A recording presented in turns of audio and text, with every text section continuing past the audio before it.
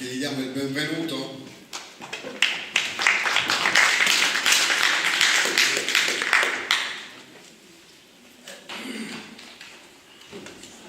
Je vous remercie, M. Fabio. Je remercie les juristes, mesdames et messieurs.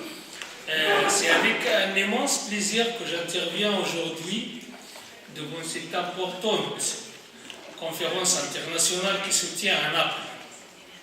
Je voudrais tout d'abord adresser mes sincères remerciements à tous ceux qui ont contribué à la préparation et à l'organisation de cette conférence. J'applaudis leurs efforts. Mesdames et messieurs, le thème choisi pour la conférence reflète une préoccupation commune et croissante en raison des manques de la justice et des manques de respect des droits de l'homme et des droits des peuples. Mesdames et messieurs, la situation des droits de l'homme dans les zones occupées du Sahara occidental est grave et en détérioration.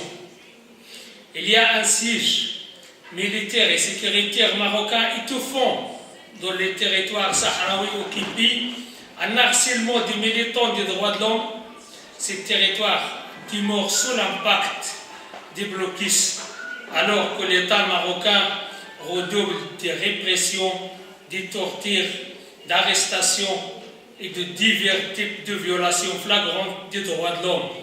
Elle procède également aux expulsions systématiques des observateurs internationaux indépendants, dont certains qui ont été victimes de ce comportement honteux sont peut-être ici présents aujourd'hui entre nous.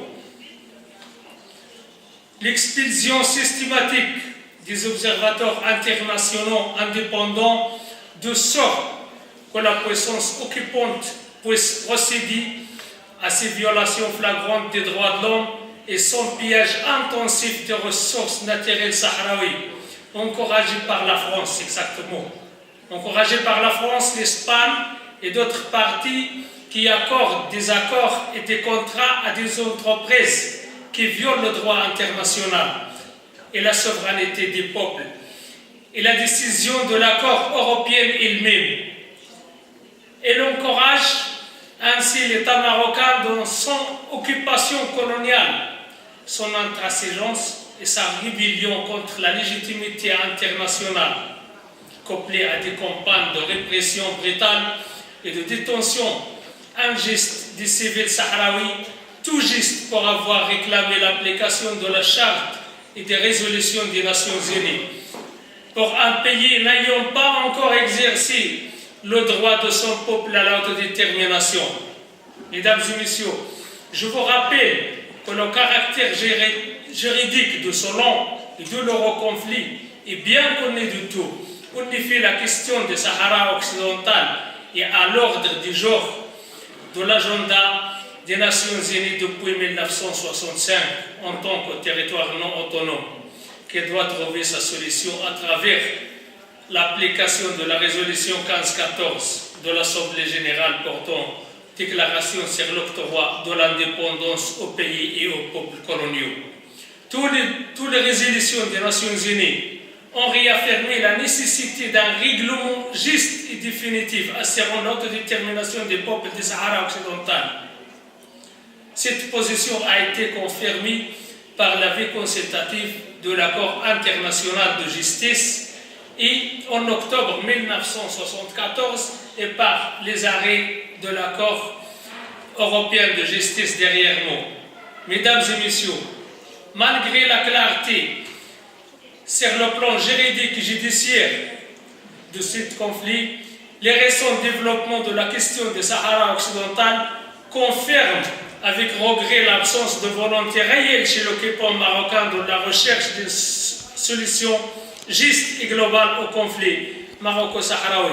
La rébellion du Maroc contre la légitimité internationale est encouragée par la protection française dans une manipulation très grave qui consiste à utiliser les normes du système de droit international pour détruire le système en soi-même.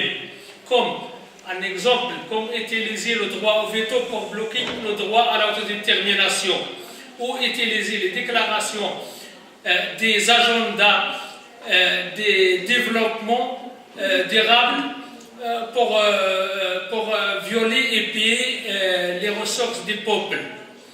Et le Conseil de sécurité des Nations Unies est responsable de l'impasse qui caractérise le conflit aujourd'hui, car il a accepté malheureusement que la MINURSO soit une exception et permet au Maroc d'agir librement en dehors de la légitimité internationale. Nous appelons dans cette occasion la levée de ce blocus injuste et le démantèlement des murs de l'occupation marocaine, étant un crime contre l'humanité, d'arrêter les violations des droits de l'homme et le pillage des ressources naturelles. Une déclaration urgente sur la dernière découverte des fosses communes, reposant au moins sur les faits réels constatés par les experts qui ont procédé aux autopsies et à la découverte des cadavres, et d'octroyer à la MINURSO un mécanisme efficace pour protéger et surveiller les droits humains et de les signaler. Ça serait honteux, ça serait une honte pour les Nations Unies et pour la communauté internationale en général de tarder à prendre des mesures concrètes, des sanctions nécessaires contre l'État marocain en vue d'accélérer l'application de la légitimité internationale, en particulier permettre à la MINURSO, de la plus bref délai, d'accomplir sa mission, à savoir l'organisation d'un référendum sur l'autodétermination des peuples sahraouis et un mécanisme lui permettant de protéger les droits de l'homme au Sahara occidental, de les surveiller et de les signaler. Mesdames et messieurs, l'histoire de ce conflit est une question décourageante pour n'importe quelle personne qui croit au droit international. Donc il est temps que la communauté internationale dans son ensemble se mobilise pour faire respecter ses propres décisions et résolutions pour la question du Sahara occidental. À cet égard, les gouvernements du monde entier et en particulier du monde libre doivent dénoncer les graves atteintes aux droits des peuples sahraouis de disposer de lui-même. Monsieur et dames, je vous remercie.